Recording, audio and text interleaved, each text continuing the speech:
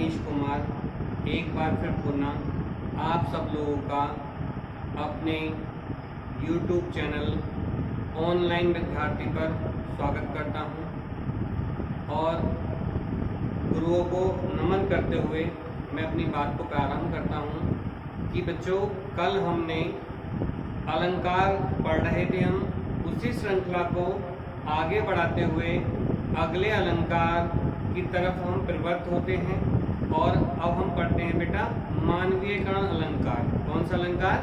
मानवीयकरण अलंकार।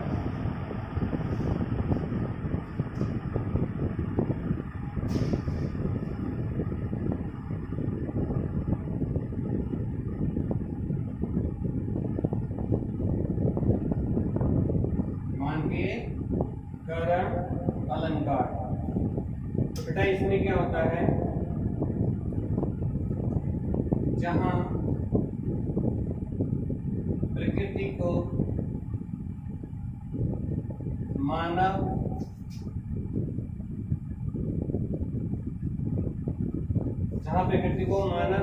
की तरह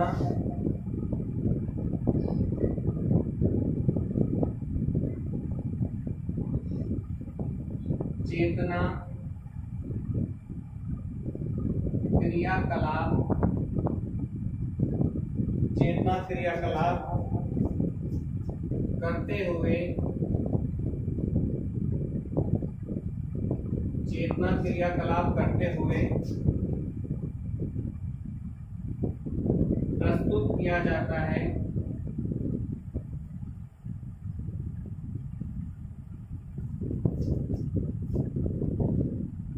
तो वहां पर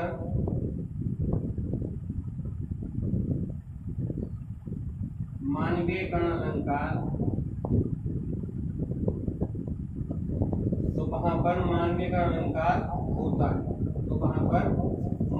अलंकार होता है। अथवा करके हम इसकी एक दूसरी परिभाषा और लिखेंगे। वो क्या होती है बेटा, जहां पर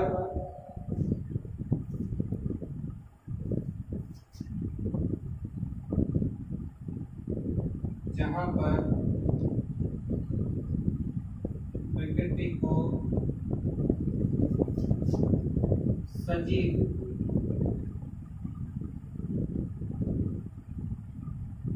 रूप में चित्रित किया जाता है,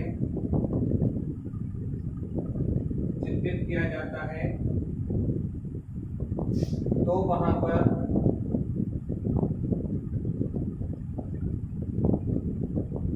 मानवीयकरण अलंकार होता है।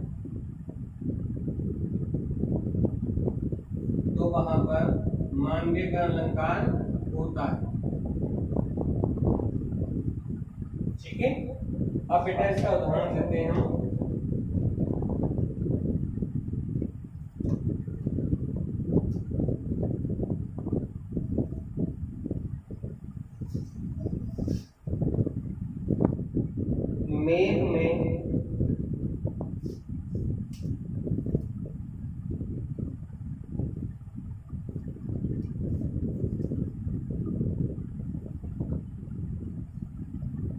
मेघ में आसमान से उतर रही संध्या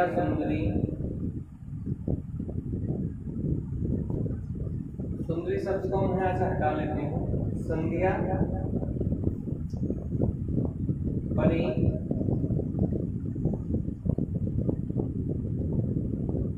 धीरे धीरे। मेघ में आसमान से उतर रही संध्या परी धीरे धीरे। दूसरा उदाहरण और लेते हैं हम। मेघ आए बड़े बन ठन कर सबर कर। इसी क्रम में तीसरा उदाहरण लिखते हैं हम।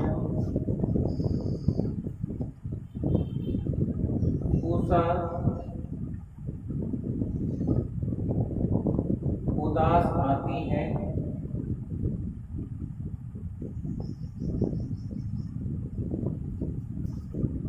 लीला मुख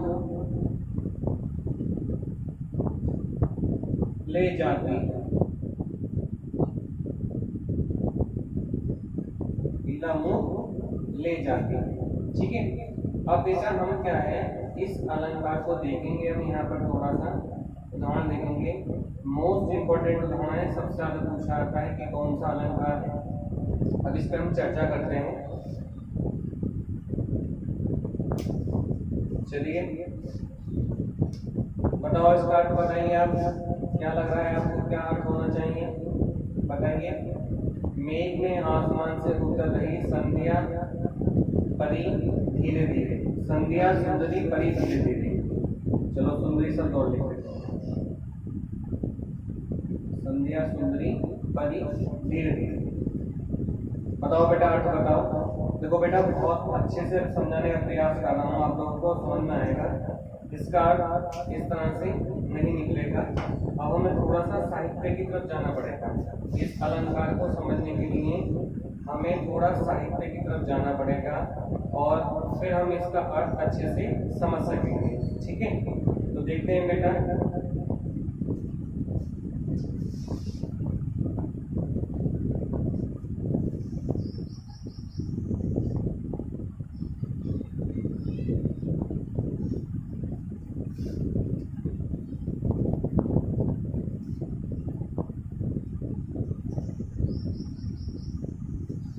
हिंदी साहित्य का इतिहास, हिंदी साहित्य का इतिहास।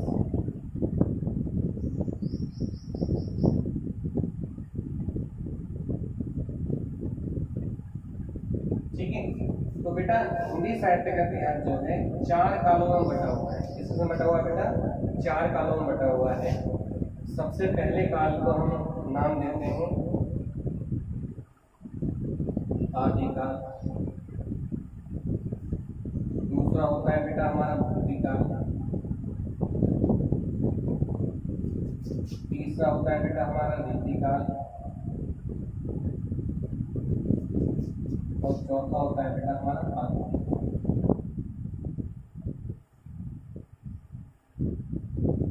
ठीक है, आचार्यों ने अलग अलग मत दिए। आचार्य प्रसाद जी का अलग मत है, गियरसन जी का अलग मत है, मिश्र बंधु जी का अलग मत है, राम कुमार वर्मा का अलग है, राहुल सांकृत्यायन जी का अलग मत है।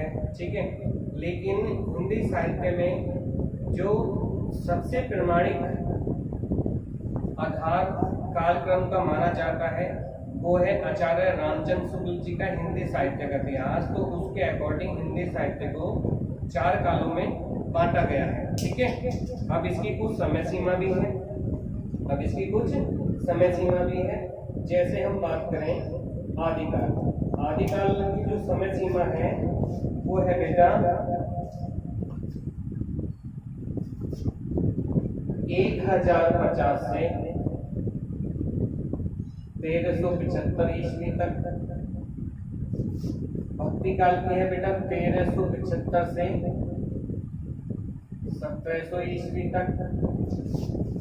रीति काल की है बेटा 1700 से 19वीं ईस्वी तक। और आधुनिक काल की जो समय सीमा है वो है बेटा 1900 ईस्वी से अब तक। ये इसकी समय सीमा मानी गई है। आदिकाल, भक्तिकाल, रीतिकाल, आधुनिक काल। आदिकाल को अन्य किस नाम से जाना जाता है, भक्तिकाल को अन्य किस नाम से जाना जाता है, रीतिकाल को क्या क्या नाम दिया है। ठीक है, आधुनिक काल को गद्यकाल नाम किसने दिया है, उस पर अभी हम जब साहित्य पढ़ेंगे तब वहां पर हम चर्चा करेंगे। अभी हमें सिर्फ उन पंक्तियों के अर्थ को अंगीकार करना है, उनको अच्छे से ग्रहण करना है। ठीक है, तो यहाँ पर क्या है आदिकाल। ठीक है, और ये जो हमारा आधुनिक काल है बेटा, ये हमारा 6 कालों में और बटा हुआ है।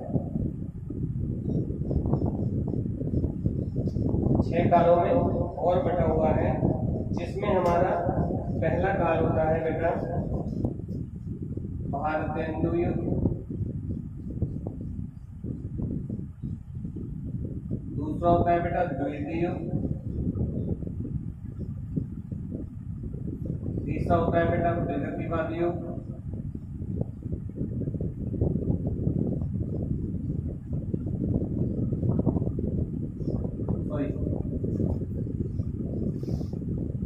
तीसरा होता है बेटा हमारा छायावादी युग।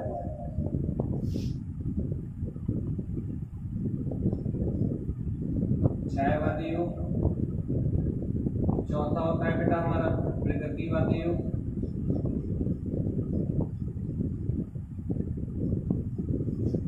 पांचवा होता है बेटा हमारा प्रयोगवाद। और छठा होता है बेटा नई। ठीक है, ये आधुनिक काल के छह कालों में और इसको वर्गीकृत किया गया है। भारतीय युग, द्विवेदी युग, छायावादी युग, प्रगतिवादी युग, प्रयोगवाद, नई पत्रिका। ठीक है, अब यहाँ पर क्या है, हमें जो समझना है वो क्या समझना है कि जो साहित्य होता है बेटा वो समाज की चित्त वृत्तियों का ही अवलोकन होता है। जैसा समाज में घटित होता है, जैसा समाज में उस समय की स्थिति होती है, उसको ही कवि अपनी रचनाओं में चित्रित करता है। और वहां पर चित्रित करने का उसका उद्देश्य भी होता है, क्योंकि जो कवि होता है वो एक समाज सुधारक भी होता है और समाज का पथ प्रदर्शक भी होता है। ठीक है, अब यहाँ पर क्या है कि हम आदिकाल की हम बात करें तो यहाँ पर जो समय है 1050 से 1375 तक का समय, तो यहाँ पर क्या है, राजाओं का शासन रहता था हमारे। ठीक है, तो यहाँ पर इस काल के जितने भी कवि हुए हैं, इस काल के जितने भी कवि हुए हैं वो अपने राजा के आश्रय में रहते थे। ठीक है, युद्धों का सजीव वर्णन करते थे। ठीक है, अतिशयोक्तिपूर्ण अलंकारों का समावेश रहता था। ठीक है, बात को रचाकर प्रस्तुत करते थे कि साहब आपने युद्ध में ऐसे तीर मारे कि जो दूसरा राजा था उसके सारे सैनिक एक बार में ही समाप्त हो गए, या उस राजा के सर जो है धड़ से अलग हो गया। ठीक है, जैसे पानी परात को हाथ छुओ नहीं, नैनन के जल से पग धोए। ठीक है, पानी परात को हाथ छुओ नहीं, नैनन के जल से ही पग धोए। तो यहाँ पर भी अतिशयोक्ति का प्रयोग किया गया है, पानी परात को हाथ छुए नहीं। ठीक है, ये थोड़ा सा हमारा भक्ति काल का पद है, लेकिन क्या है कि जो कवियों की जो चित्तवृत्ति रही है, कवियों का जो साहित्य सृजन रहा है, वो वहाँ पर उन्होंने उन चीजों का समावेश वहाँ पर रहा है, जिसकी चर्चा हम अभी यहाँ पर कर रहे हैं। थोड़ा आपको समझाने का प्रयास कर रहा हूँ। तो यहाँ पर बेटा हम आदिकाल की बात कर रहे हैं, तो अब आपसे मैं पूछूं कि जो कवि होता है, या सीधा समझिए आप कि जो जैसे हमें एक फिल्म का निर्माण करना है, ठीक है, तो वहां पर जो डायरेक्टर होगा, फिल्म का निर्देशक जो होगा, उसे किस किस चीज की आवश्यकता पड़ेगी बताइए। नायक और नायिका की सबसे पहले। ठीक है, कहानी उसके मन मस्तिष्क में विद्यमान होती है। ठीक है, कहानी पाठकथा होनी चाहिए। ठीक है, दूसरा नायक और नायिका का होना चाहिए, खलनायक भी होना चाहिए, म्यूजिक भी होना चाहिए। ठीक है, सब तरह का समावेश होना चाहिए। उसे ही कवि जो है अपनी तरह से प्रस्तुत कर रहे हैं और उसको बताने का प्रयास, मैं यहाँ पर समझाने का प्रयास कर रहा हूँ। आपको पूर्व ज्ञान को नवीन ज्ञान से जोड़ने का यहाँ प्रयास करना है मुझे, और मैं जोड़ रहा हूँ उसको, थोड़ा समझिए। जो आदिकाल के जितने भी कवि थे बेटा, वो राजा के आश्रम में रहते थे। ठीक है, और इन्होंने क्या करा कि अपने काव्य के लिए, बनाने के लिए वहां पर जो है नायक और नायिका के रूप में किसको लिया है, राजा को लिया है, या फिर रानी को लिया है, या फिर राजकुमारी को लिया है। ठीक है, ये इस काल की रचनाओं में आधार, मूलभूत आधार होता था। अब जैसे मैं थोड़ा सा एक एग्जाम्पल यहाँ पर लूँ कि यहाँ पर जो इन्होंने आधार को लिया, किसको, नायक और नायिका के रूप में किसको इंगित किया, राजा को और रानी को या राजकुमारी को इंगित किया है। जैसे फॉर एग्जाम्पल मैं बात करूँ, रचना है बहुत प्रसिद्ध रचना है पृथ्वीराज रासा। पृथ्वीराज रासा कवि हैं चंद्रवर्धन। ठीक है। चंद्र वरदाई कवि के द्वारा रचित है पृथ्वी आसो, ठीक है। फिर मैं देता हूँ उसमें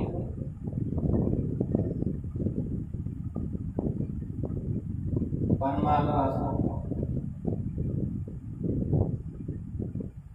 राइटर जगनी, ठीक है। ऐसी बहुत सारे यहाँ पर रचनाएं यहाँ पर हो सकती हैं, लेकिन अभी हमें जो है यहाँ पर ज्यादा डीप नहीं जाना है, हमें सिर्फ समझते हुए चलना है। तो क्या है थोड़ा यहाँ पर देखते हैं। अब जो पृथ्वीराज आसो इसकी भूमिका को आपने समझ रखा होगा कि इसमें जो नायक है, ठीक है, वो साधारण व्यक्ति है। जनमानस में साधारण व्यक्ति को यहाँ पर कभी नहीं इंगित किया है, ये किसी और या प्रधान व्यक्ति को हाथ की उस स्थिति के अनुसार उठा कर लेकर आया है। तो यहाँ पर किसको लिया उसने, नायक और नायिका। तो नायक इसने किसको बनाया है बताओ, पृथ्वीराज चौहान को। ये साधारण व्यक्ति है, कोई राजा है, राजा है, दूसरी बात राजा है।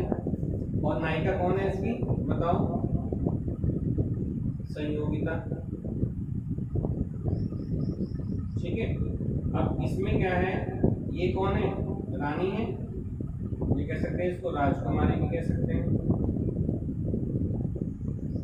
अगर मैं आदिकाल की किसी भी रचना के बारे में बात करूं, चाहे बीसल देव रासो ले लूं, कुमार रासो ले लूं, विजयपाल रासो ले लूं, अन्य और भी कई सारे राइटर्स उन लोग किसी की रचनाएं ले लूं मैं, तो वहां पर उन्होंने क्या कहा है, नायक के रूप में किसको इंगित किया है, राजा को किया है, और नायिका के रूप में किसको इंगित किया है, रानी को इंगित किया है। तो एक चीज आपको नोट करनी है कि आदिकाल के जितने भी कवि होते थे वो अपनी रचनाओं में महत्व जो किसको देते थे, राजा और रानी को देते थे, ठीक है। और नायक नायिका कौन होते थे बेटा, राजा और रानी होते, ठीक है। आगे अपनी भाषा में दूसरा आता है बेटा हमारा, अब मैं यहाँ पे थोड़ा सा इसको रेज करता हूँ।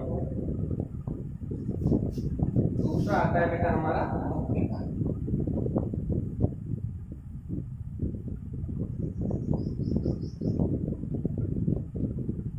भक्ति काल देखो, भक्ति काल समय क्या 1375 से 1700 का समय हो रहा है। मुस्लिम लोगों का आगमन भारतवर्ष में यहाँ पर हो चुका था, ठीक है। अब यहाँ पर हमें क्या है, यहाँ पर थोड़ा समझना है हमें 1375 से जो 1700 का जो समय है, ये वाला जो सारा का सारा हमारा वो है भक्ति। भक्ति नाम से इंगित हो रहा है भक्ति, ठीक है। ईश्वर की भक्ति हो सकती है, निर्गुण रूप में भी हो सकती है, सगुण रूप में भी हो सकती है, ठीक है। तो ये जो भक्ति काल था हमारा, ये दो भागों में बटा हुआ था, ठीक है। दो भागों में बटा हुआ था, निर्गुण निर्गुण भक्ति शाखा और दूसरा था बेटा सगुण भक्ति शाखा, ठीक है। निर्गुण से मतलब बेटा निराकार प्रभु की उपासना, निराकार जिसका कोई आकार नहीं है। सगुण से मतलब साकार, ठीक है। अब साकार में भी गए यहाँ पर विष्णु, विष्णु के रूप को इंगित किया, विष्णु को इंगित किया है वहां पर, यहाँ पर साकार, ठीक है। शिव को भी रहा है यहाँ पर, लेकिन सगुण में विष्णु को महत्व ज्यादा मिला है वहां पर, विष्णु भगवान को। अब देखो निर्गुण भक्ति शाखा भी हमारी यहाँ पर दो भागों में बटी हुई है।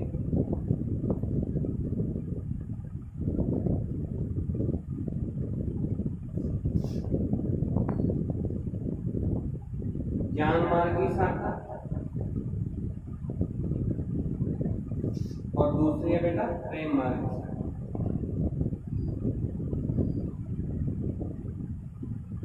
ठीक है। और ये जो सगुण भक्ति जो थी बेटा, सगुण भक्ति जो थी हमारी, ये भी दो भागों में बटी हुई है।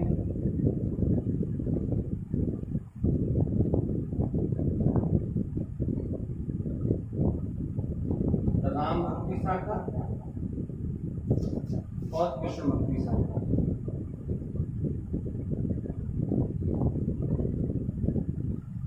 ठीक है। अब यहाँ पर हमें थोड़ा जो समझना है, निर्गुण से मतलब निराकार प्रभु की बात की गई है।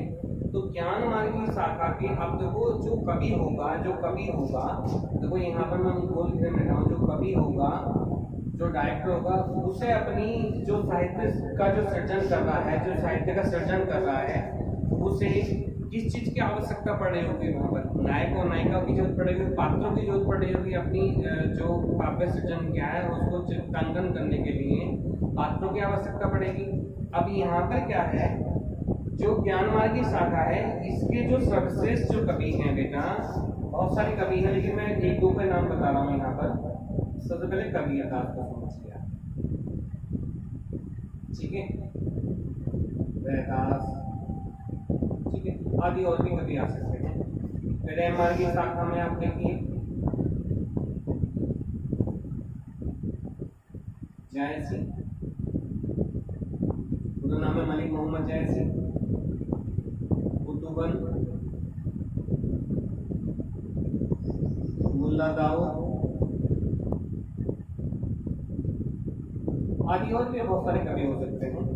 अब अगर हम राम भक्ति शाखा की तरफ जाएं, लेकिन अभी उधर की तरफ नहीं जा रहे हैं, अभी पहले हमें ज्ञान मार्ग की शाखा में जा रहे हैं हम यहाँ पर।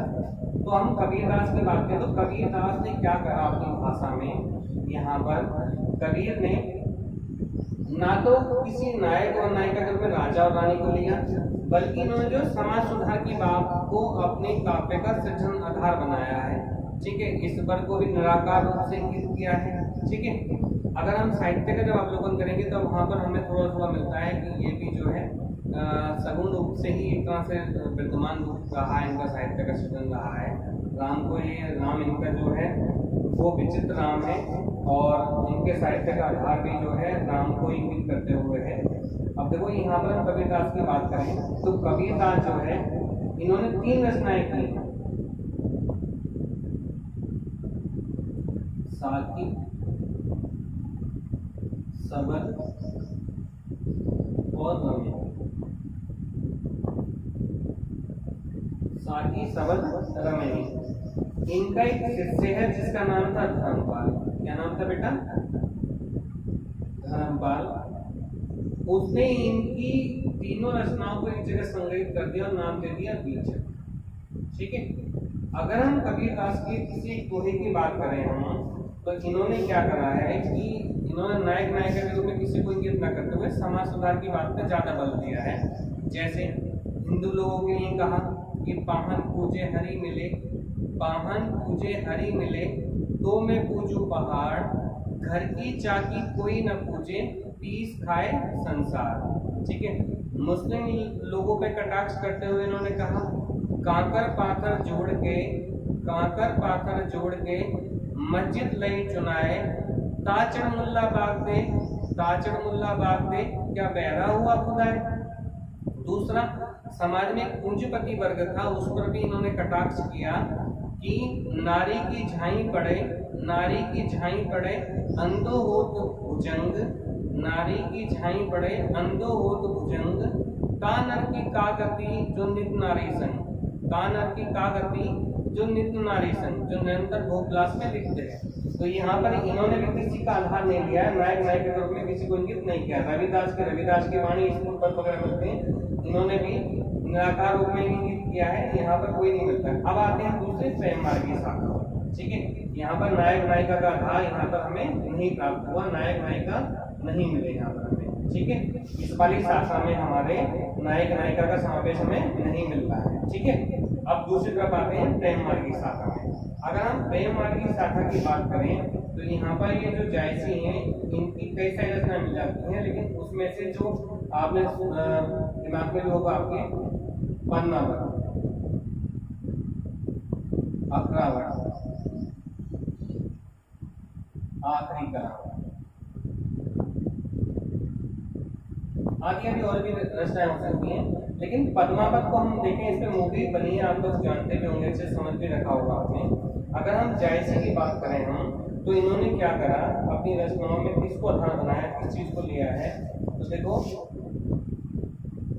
पद्मावत। अब यहाँ पर फिर कवि ने क्या उठाया कि अपने साहित्य का सृजन करने के लिए फिर यहाँ पर इन्होंने क्या करा, राजा और रानी की जिस चीज की परंपरा को जो आदिकाल से रही थी उसको ही उठाकर लेकर आए।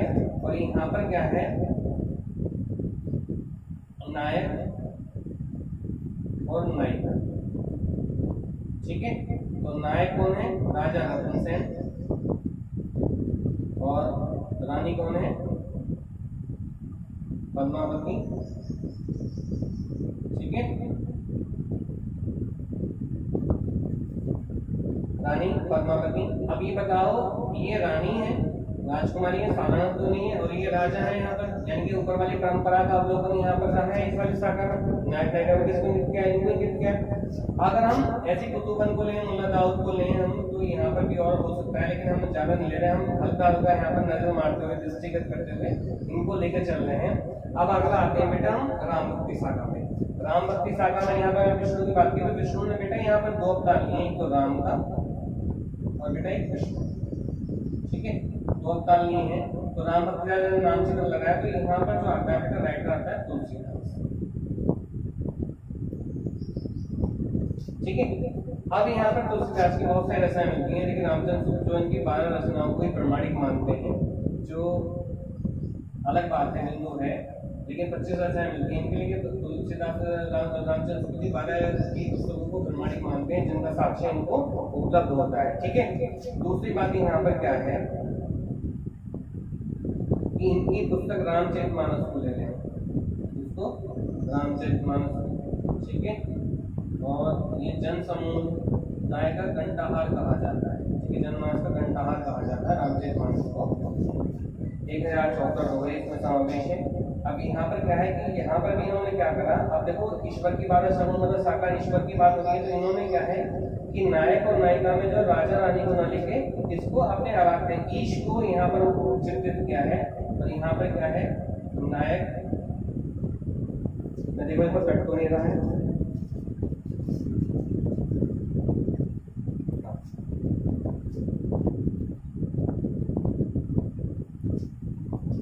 रामचरितमानस की हम बात करें तो यहाँ पर इन्होंने क्या करा है बेटा, मैं इस बार एक चीज को थोड़ा सा यहाँ पे इरेज करता हूँ।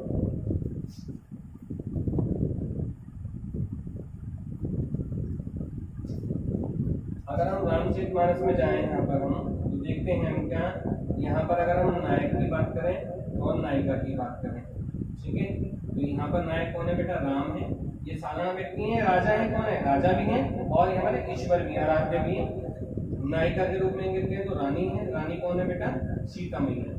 ठीक है, सीता के लिए इंगित किया है इन्होंने, तो राम और सीता को इंगित किया है। यानी कि ऊपरी वाली परंपरा का ही अवलोकन यहाँ पर इन्होंने किया है, अपने साहित्य में ऊपरी परंपरा का ही अवलोकन किया है। ठीक है, अब दूसरी जो शाखा है हमारी विष्णु भक्ति शाखा, यहाँ पर हम बात करें तो यहाँ पर क्या करा कवियों ने अपने, इसमें हम बात करें सूरदास को ले लेते हैं इसमें, या मीरा को ले लेते हैं हम। ठीक है, किसी को भी ले लें हम यहाँ बात करें तो सूरदास की रचना सूर सागर वाली साहित्य लहरी आदि रचनाएं हमें मिलती हैं। मीराबाई की इस गुट पर मिलते हैं। ठीक है, और अब हम मीराबाई के बारे में, मीराबाई कराते हैं कौन है? कृष्ण भगवान, कृष्ण को कराते हैं। सूरदास कराते हैं कौन है? कृष्ण भगवान। ठीक है, अब यहाँ पर भी क्या है, इन्होंने भी क्या है नायक नायिका में किसको इंगित किया बेटा? नायक और नायिका के रूप में नायक में किसको बनाया? श्री कृष्ण को, और नायिका किसको बनाया बेटा? राधा को इंगित किया है। ठीक है, यानी कि ऊपर वाली परंपरा पूरी अवलोकित होती हुई आ रही है बात समझ में यहाँ तक। अब दूसरा क्या है, हम रीति काल की तरफ चलते हैं। रीति काल की तरफ चलते हैं हम, रीति काल में थोड़ा देखते हैं हम।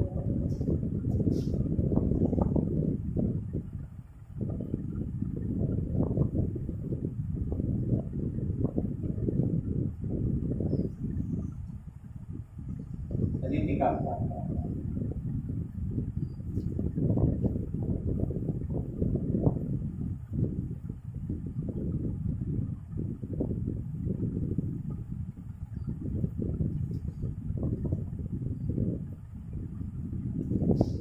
देखो बेटा, रीति काल में अगर हम जाएंगे तो रीति काल में हमें क्या मिलता है? हमें यहाँ पर भी क्या है, ये भी रीति बात रीति सिद्ध रीति मुक्त तीन शाखाओं में, लेकिन हम यहाँ पर एक कवि को उठाते हैं बेटा, बिहारी लाल।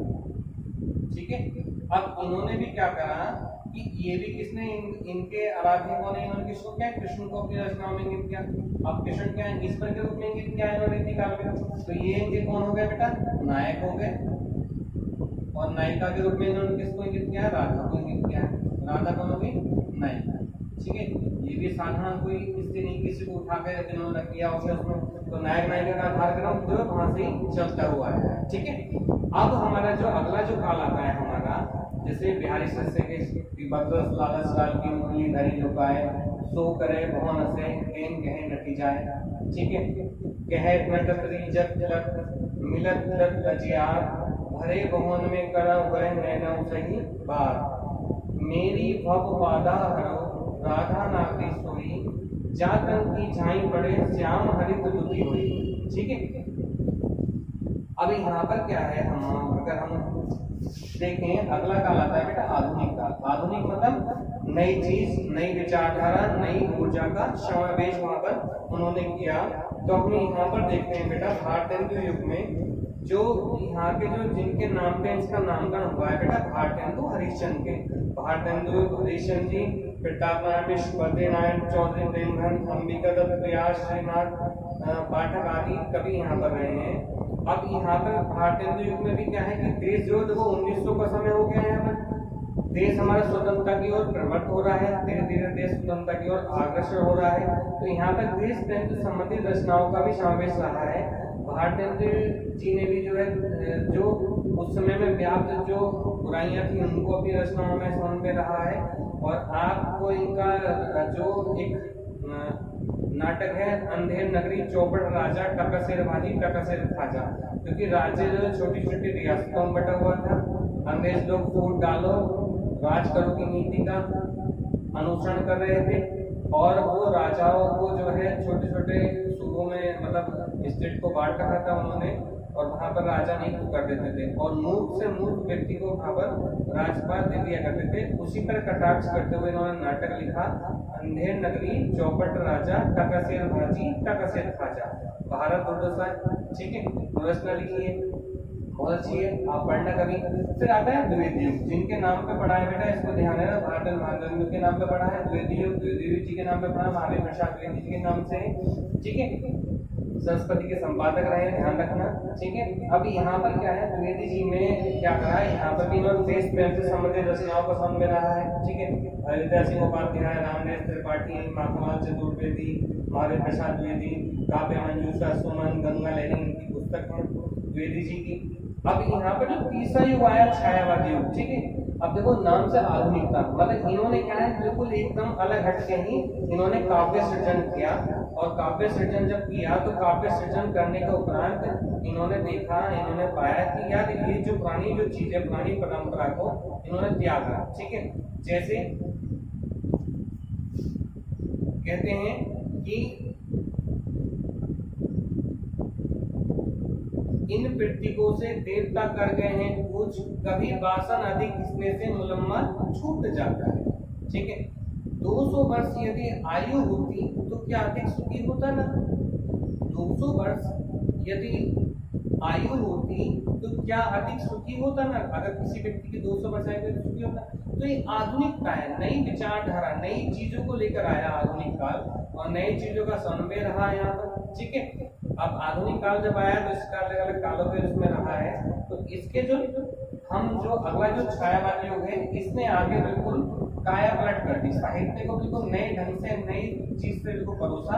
जैसे खाने में देसी घी का एक तड़का भड़का और लग जाए तो खाने का टेस्ट कुछ अलग ही हो जाता है। तो ऐसे क्या है, ये जो तीसरा जो युग आया छायावादी युग, इसने बिल्कुल अलग हटके साहित्य सृजन करा, और इसके 4 आधार स्तंभ रहे हैं, इरशाद, पंत, निराला और बंद। ठीक है, इरशाद से जयशंकर प्रसाद, पंत से सुमितन्ना पंत, निराला से सूर्यकांत त्रिपाठी निराला, वर्मा से महादेव वर्मा। इन्हें आधुनिक युग की मीरा भी कहा जाता है। ठीक है, निराला को राष्ट्रकवि कहा जाता है, प्रकृति का सुकुमार कवि कहा जाता है, और प्रसाद को तो सब कुछ कहा ही जाता है यहाँ पर। ठीक है, अब यहाँ पर देखो, अब हम बात करें तो इन कवियों ने क्या करा, अपनी रचनाओं में क्या करा कि ना तो ये किसी राजा रानी को इन्होंने अपनी इंगित किया है, इन्होंने जनमानस से मतलब साधारण लोगों को अपनी रचनाओं का आधार बनाया, और इन्होंने क्या करा, प्रकृति को सजीव रूप से इंगित किया, प्रकृति को सजीवता मानव रूप में चित्रित किया, और प्रकृति को 2 भागों में तोड़ा। ठीक है, पुल्लिंग और स्त्रीलिंग। ठीक है, और जो पुल्लिंग चीजें हैं उन्हें बनाया बेटा इन्होंने नायक, और जो स्त्रीलिंग चीजें उनको क्या बनाया इन्होंने नायिका के रूप में। ठीक है, जैसे मैं बात करूं बादल पुल्लिंग है स्त्रीलिंग है, पुल्लिंग है बादल, दिन पुल्लिंग, रात स्त्रीलिंग, और अच्छा पुल्लिंग स्त्रीलिंग, अच्छा पुल्लिंग होता है, अच्छी स्त्रीलिंग होता है। ठीक है, और सांझ,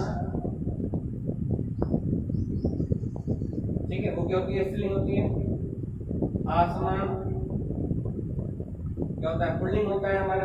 ठीक है, चांद पुल्लिंग होता है, चांदनी स्त्रीलिंग होता है।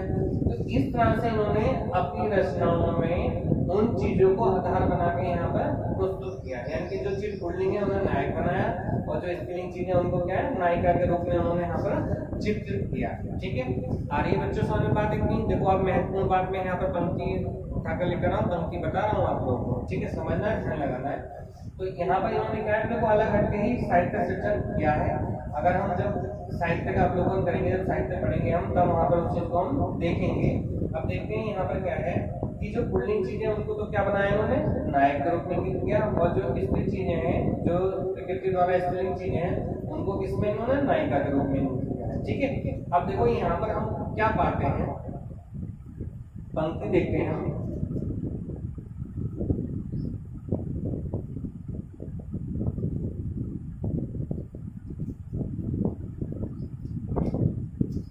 दिवसावसान का समय मेघ में आसमान से उतर रही संध्या सुंदरी परी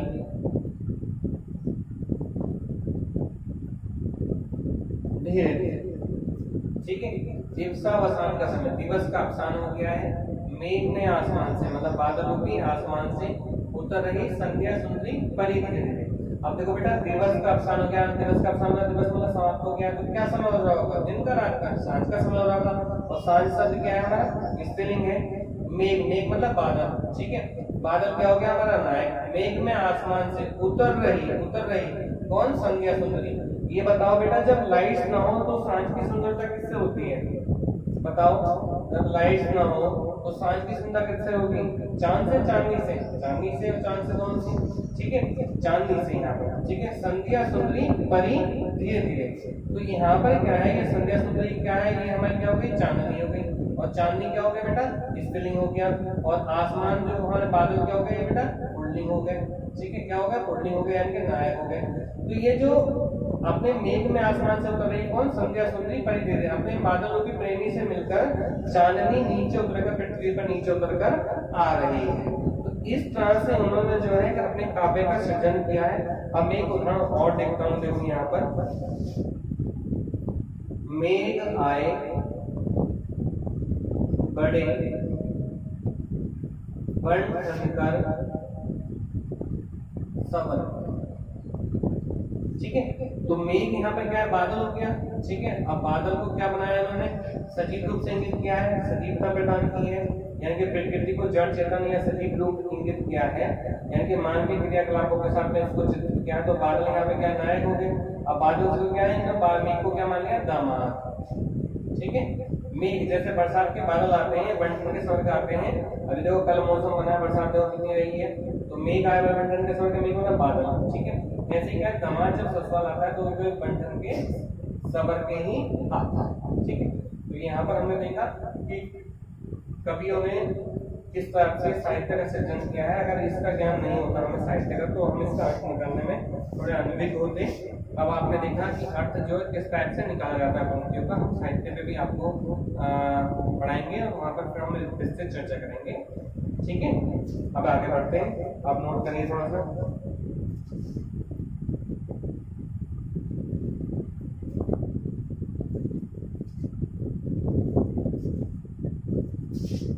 अगला होता है बेटा आपका संदेह अलंकार।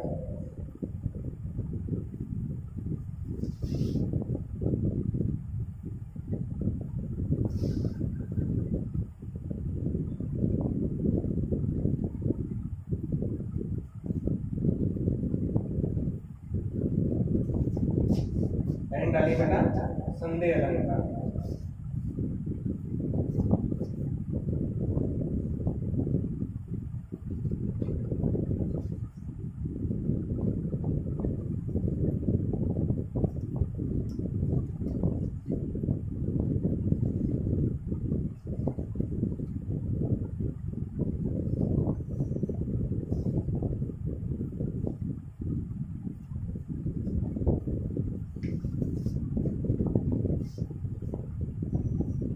संदेह अलंकार पानी पिया था, प्यास लगी, गर्मी बहुत हो गई। संदेह अलंकार में क्या होता है बेटा? देखो नाम से पता लग रहा है संदेह। जहां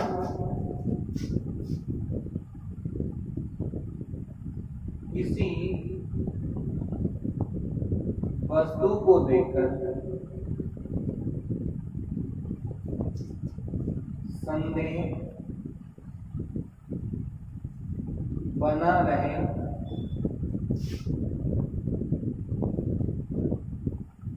निश्चय न हो पाए, तो वहां पर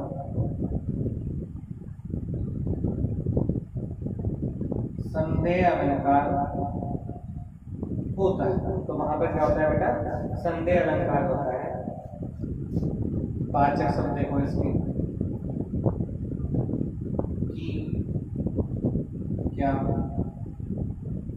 किंबा, अथवा, या, इधो, अगर ये शब्द कहीं पर पंक्ति में आ रहे हैं तो वहां पर आपका क्या होता है बेटा? संदेह अलंकार होता है। कौन सा अलंकार होता है बेटा? संदेह अलंकार होता है। जैसे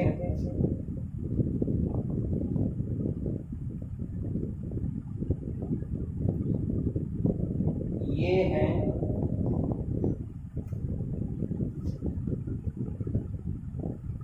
है सरस ओस की बूंदें,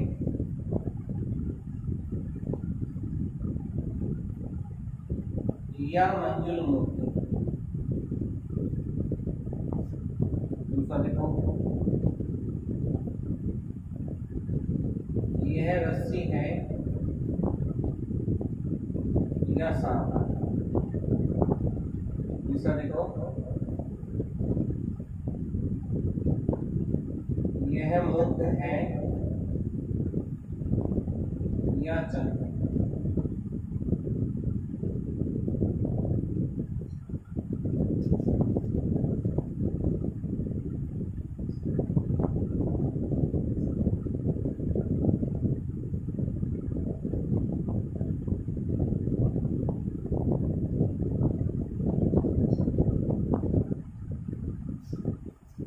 यह काया है या शेष उसी की छाया।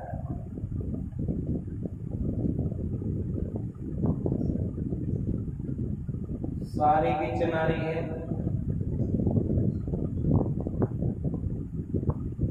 कि नारी विच सारी है।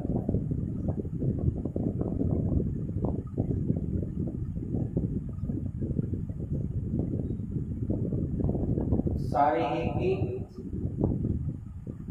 नारी है, सारी ही की नारी है कि नारी ही सारी। ठीक है। अब देखो यहाँ पर क्या है? देखो या सदारा, देखो ये है सरस ओस की बूंदें, यहाँ है मंजुल मूर्ति। क्या है पता नहीं। तुम देखो ओस की बूंदें बिल्कुल बेटा कैसी लगती हैं, हमें मोती की तरह लगती हैं, सरल साधारण सी ओस की बूंदें हैं या मंजुल मोती। ठीक है, क्या है यह, रस्सी है या सांप, रस्सी है या सांप।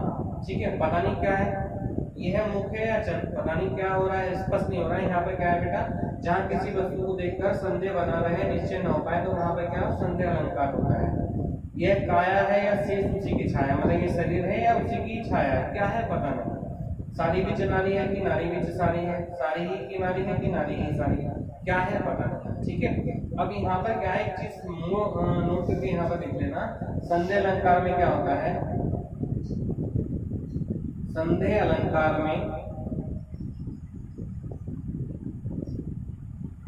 संदेह बना रहता है, कार्य नहीं। ठीक है, ये महत्वपूर्ण बात है, नोट कर लेना इसको बेटा। संदेह अलंकार में संदेह बना रहता है, कार्य नहीं होता है। इसका ही अगला एक पार्ट और अगला अलंकार है हमारा भ्रांतिमान अलंकार। तो उसमें क्या होगा, भ्रम की स्थिति में कार्य हो जाएगा। ठीक है, अगला उसको पढ़ते हैं बेटा, भ्रांतिमान अलंकार। भ्रांतिमान नोट करिए, इसके जोड़ लीजिए। भ्रांतिमान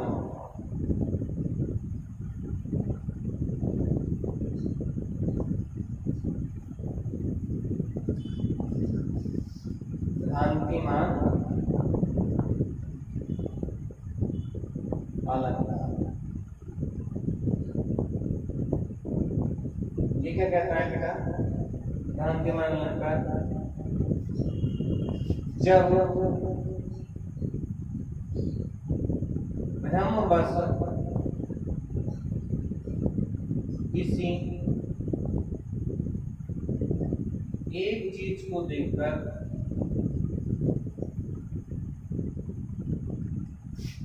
उसके समान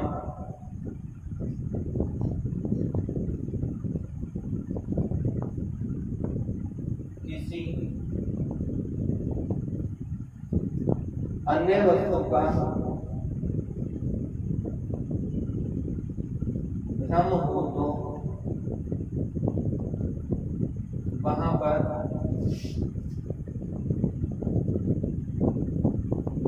भ्रांतिमान अलंकार होता है। क्या होता है बेटा, भ्रांतिमान अलंकार होता है। परिभाषा फिर देख लो पुनः, जब भ्रमवश किसी एक चीज को देखकर उसके समान किसी अन्य वस्तु का भ्रम हो तो वहां पर भ्रांतिमान अलंकार होता है।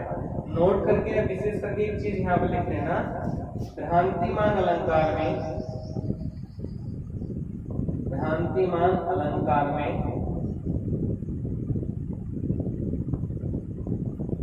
भ्रम की स्थिति में भी कार्य हो जाता है। और संदेह अलंकार में भी हमने क्या लिखा था बेटा, कि वहां पर संदेह बना रहता है, कार्य नहीं होता है। यहाँ पर क्या होगा, भ्रम की स्थिति में भी कार्य हो जाता है। ठीक है, अब देखो उदाहरण देखते हैं हम यहाँ पर।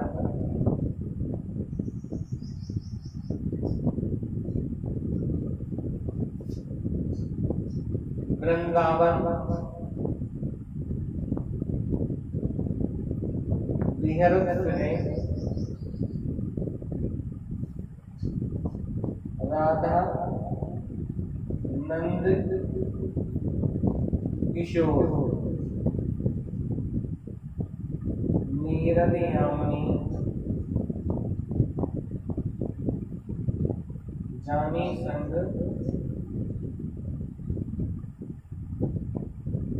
डोले डोले मोह, डोले डोले मोह।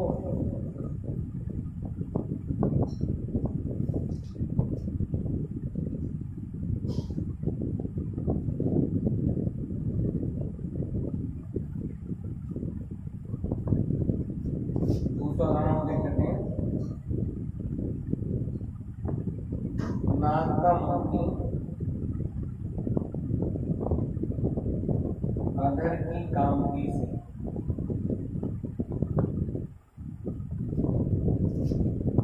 बीज दाढ़ी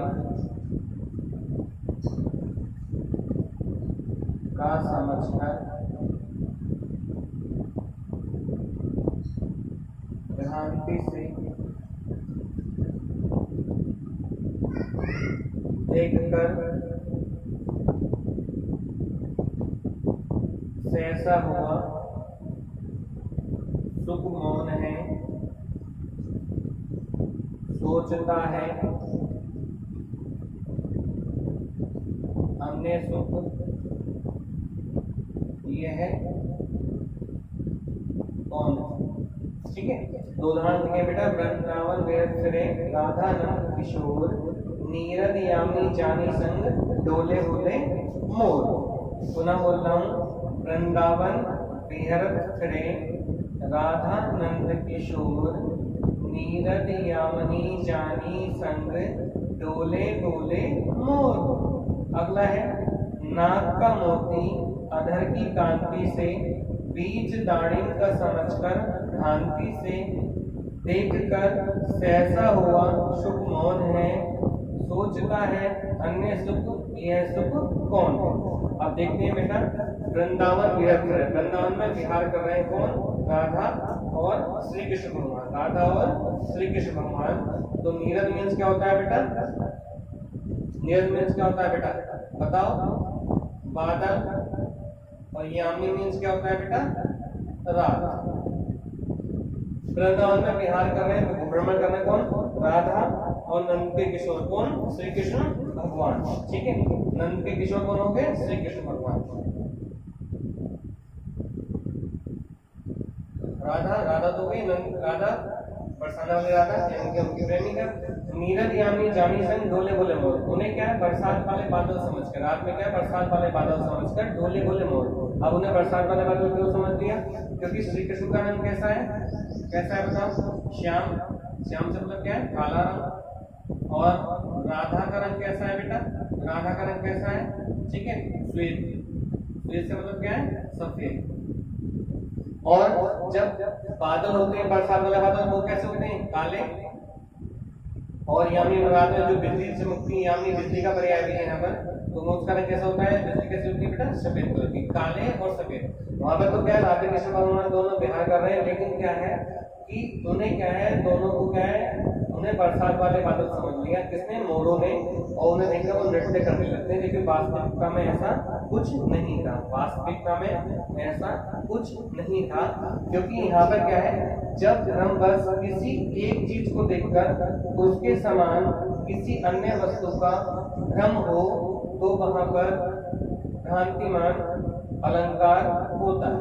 ठीक है, तो वृंदावन राधा नंद किशोर नीरद यामिनी जानी संग डोले बोले मोर। अगला है, नाक का मोती अधर की कांति से, आधा जानते हो बेटा क्या होता है, होठ की कांति, कांति मतलब चमक से। बीज दाढ़ी, दाढ़ी मीन्स क्या होता है, अनार, अनार का दाना का समझकर भ्रांति से।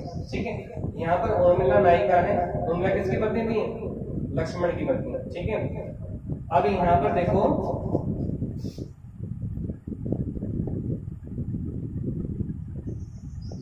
बीज दाढ़ी का समस्या, तुम देखो महिलाएं नाक में फूल पहनती हैं अपना नक वाला, उसमें गोल गोल नग होती है।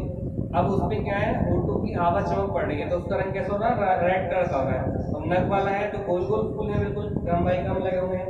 और अनार आपने देखा होगा, अनार के दाने भी कैसे होते हैं, हल्के रेड कलर के होते हैं। तो वहां पे क्या है, उसे क्या है, बीज दाढ़ी का समझकर भ्रांति से, ठीक है, देख कर सहसा हुआ सुख। सुख में होता है तोता, क्या होता है, सुख में होता है तोता।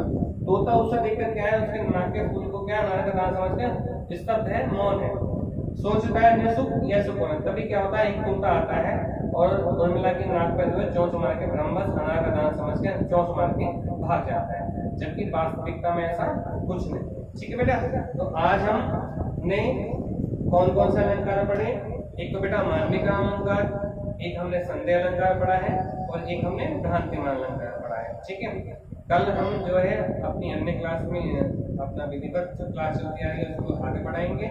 और बेटा आज जो मैंने मानवीय कलन का पढ़ाया उसमें समय ज़्यादा आपका व्यतीत जरूर हुआ है, लेकिन मैंने साहित्य को समझाने का अच्छे से प्रयत्न किया है और वो आपके लिए आगामी परीक्षाओं को और साहित्य का, क्योंकि आप लोगों का साहित्य से कोई मतलब नहीं रहा है, 12th तक आप लोगों ने पढ़ा है, 12th के बाद में आप लोग साहित्य से अनभिज्ञ हैं, ठीक है। तो वहाँ पर उसका ज्ञान होना भी आपको नितांत आवश्यक है और उसी को ध्यान में रखते हुए मैंने साहित्य पे यहाँ पर थोड़ी सी चर्चा आप लोगों से की है। उसको ध्यान से मनन करते हुए आपको पढ़ना है, उसकी भूमिका को समझना है कि आदिकाल में जो साहित्य सृजन होता था वो कैसा होता था, भक्ति काल में होता था वो कैसे होता था, रीति काल में कैसा होता था, भारतेंदु युग में क्या होता था, द्विवेदी युग में क्या होता है, छायावाद में क्या होता है। ऐसे प्रगतिवाद, प्रयोगवाद, नई कविता पे भी डिस्कस करेंगे, अब साहित्य करेंगे। कहीं पे जो होगी मैं वहाँ पर उसको अवलोकित करके आपको बता दूंगा, चार्ट्स के थ्रू आपको पढ़ाया जाऊंगा सारा का सारा, और आप उसको थोड़ा सा रफली नोट करके रख लेना एक तरफ से। अलंकार में वहाँ आपको नोट करने की कोई आवश्यकता नहीं है, अन्यथा वहाँ पर देख लेना, ठीक है। जो राइटर से मैंने नाम लिखे हैं यहाँ पर उनकी रचनाएं महत्वपूर्ण हैं, उनकी रचनाओं को यहाँ पर हम देखेंगे, उनको हम अध्ययन भी कराएंगे आप लोगों का। आप बिल्कुल घबराए नहीं, आप अपना समय का बुक रखिए। लॉकडाउन की स्थिति अब थोड़ी ठीक होने लगी है, लेकिन अभी भी ऑफलाइन को ही प्राथमिकता दी है सरकार ने, ऑनलाइन को प्राथमिकता दी है, ऑफलाइन अभी बंद रहेगा। तो जैसे ही स्थिति सुदृढ़ होती है, अच्छी होती है और केस की समस्या थोड़ी कम होती है, तो फिर हम ऑफलाइन भी आप लोगों को अपनी सेवाएं देंगे। जब तक बेटा आप लोग जो है ऑनलाइन ही अपनी शिक्षा अर्जन करते रहिए। और इसी के साथ मैं अपनी वाणी को यहीं विराम देता हूँ। जय हिंद, जय भारत।